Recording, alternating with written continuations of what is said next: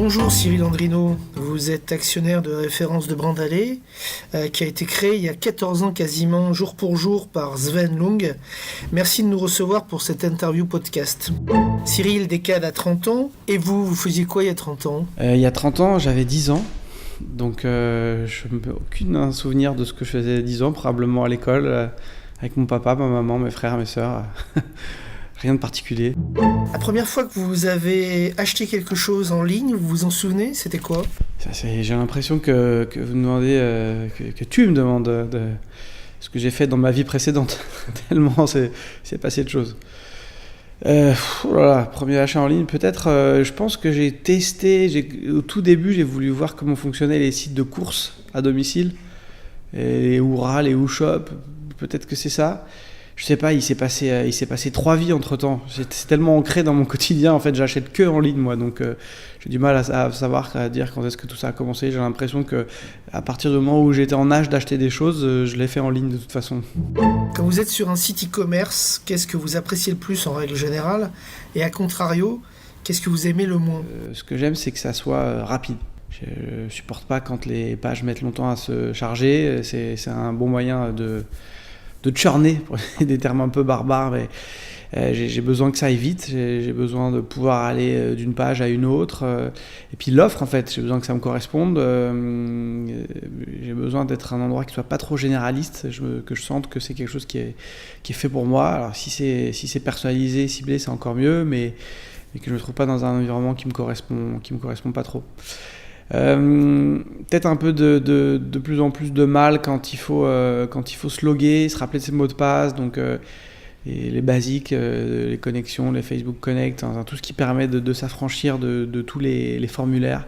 De façon générale, les formulaires, c'est quelque chose qui est pesant, et en tout cas moi en tant qu'utilisateur, mais aussi de l'autre côté en tant que patron de site web, j'ai conscience que c'est un frein globalement.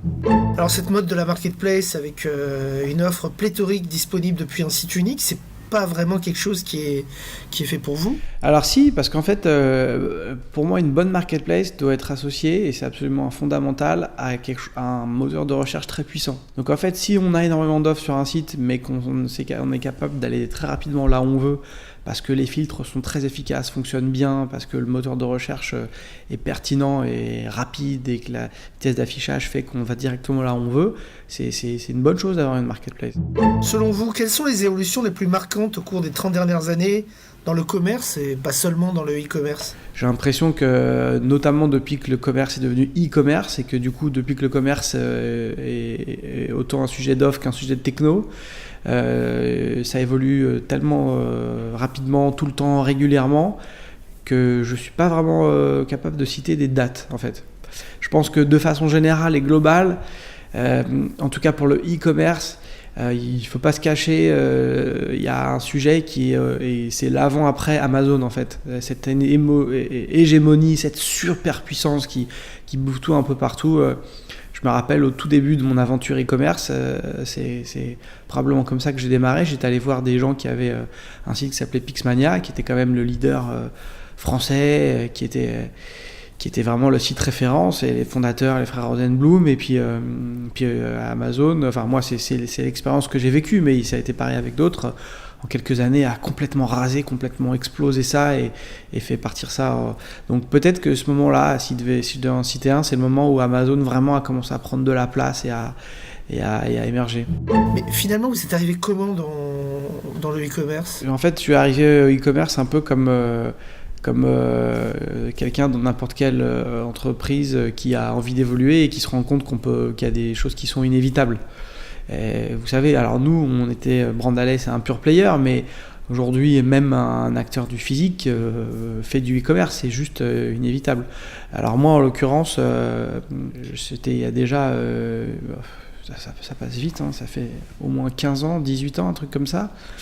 Je voyais les choses arriver, en fait, et je voyais la facilité d'achat sans se déplacer, la facilité d'avoir beaucoup d'offres au même endroit, et donc j'avais voulu creuser. Donc j'ai démarré au tout début, on a démarré au tout début, Et on a gravi les échelons, les étapes les unes après les autres dans un environnement très complexe, mais finalement pour d'autres raisons, il a toujours été complexe et il l'est toujours aujourd'hui. Alors maintenant parlons un petit peu en termes prospectifs. Le e-commerce, ou plutôt le commerce dans 30 ans, vous l'imaginez comment ? En fait, j'ai pas mal d'interrogations et aussi assez d'inquiétudes sur le sujet, et j'ai l'impression qu'on est à un vrai tournant, en fait, à un carrefour là maintenant. J'en reviens à Amazon, je trouve que c'est une situation problématique. Et je pense que j'ai l'impression que c'est presque les derniers moments pour pouvoir permettre à d'autres d'émerger ou de laisser ce qui est en train de se passer, et qui fait que dans 30 ans, il y aura 3 acteurs ou 2. Enfin, il y aura Amazon et Alibaba et peut-être un autre géant chinois. Je trouve ça assez flippant là. Et je pense que si on ne veut pas en arriver là dans 30 ans, il faut vraiment permettre des conditions de marché équitables pour tous et laisser la place, et que tout le monde prenne conscience qu'il y a d'autres modèles et que c'est pas forcément cette hégémonie-là. Ça me paraît très important. C'est important de pouvoir permettre de laisser la place et que des conditions de marché soient les mêmes pour tout le monde, qu'un Brandalais ou un Mano Mano puisse véritablement grandir sans ce soit toujours le plus gros qui emporte la mise et qui puisse écraser tout sur son passage en pouvant se permettre de faire des pertes parce qu'il ne paiera pas d'impôts de toute façon, et donc il a du cash disponible pour pouvoir investir en permanence et écraser tout le monde. Et ça va dans le sens d'ailleurs politiquement de ce que la France essaye de mettre en place avec les GAFA, et c'est pas un truc à prendre à la légère. Je trouve que c'est très important. Sinon, vous risquez dans quelques années, et c'est déjà un peu le cas aujourd'hui, mais de plus avoir le choix en fait. Vous achetez chez Amazon, chez Alibaba ou rien. La question, c'est simplement de pouvoir.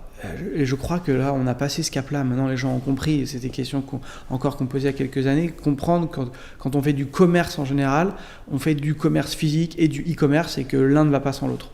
Et je pense que c'est vrai aussi bien pour le petit commerçant du coin. On le voit bien aujourd'hui, n'importe quel petit restaurant avec 12 couverts, il est aussi sur Deliveroo, sur Uber Eats, et c'est vrai aussi pour les plus grosses structures qui savent qu'ils ont besoin d'une présence dans les deux, quoi.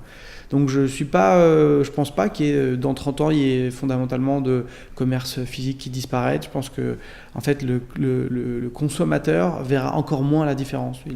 Pour lui, ce sera juste intégré dans la chaîne, d'acheter online, d'acheter en magasin, de retirer en magasin, de retourner, enfin voilà, tout ça extrêmement intégré. Mais ça, c'est même pas dans 30 ans, hein. C'est en ce moment, et c'est dans 4-5 ans encore plus. Merci Cyril Andrino, et à bientôt. Voilà, merci.